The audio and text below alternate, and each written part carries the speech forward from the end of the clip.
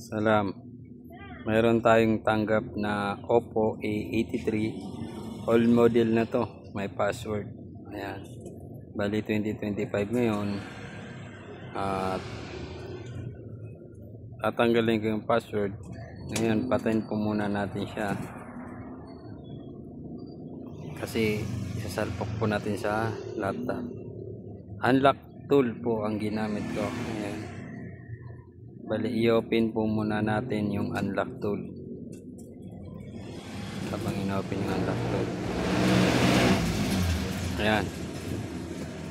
Pag open ng unlock tool, pipindutin po natin dyan yung Oppo.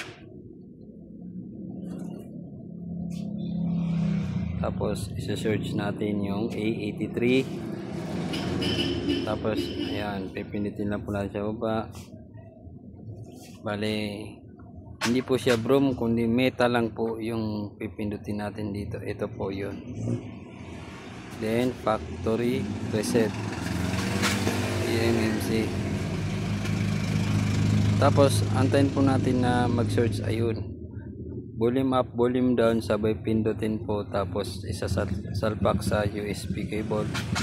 Ayan. Tapos, i-read na po niya. Antayin lang po natin siya.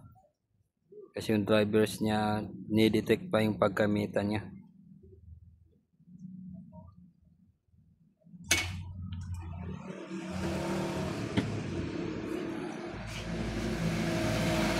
Ayan po. Done na siya. Bali ngayon, nag-reset siya.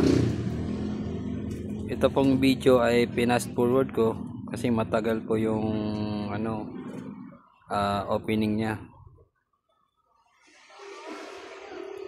Ayan. Nag-wipe na ho siya. Pagkatapos ng wipe, magbo-boot na yung logo ng Oppo. Tapos matagal po yan maantay. Kaya pinast forward ko. Pagkatapos noon, ito po yung lalabas dyan. Bali, mag-emergency call lang po tayo dyan. Tapos pipindutin natin yung asterisk, sign of number 813, sign of number. Tapos bypass na po siya. Done na po siya.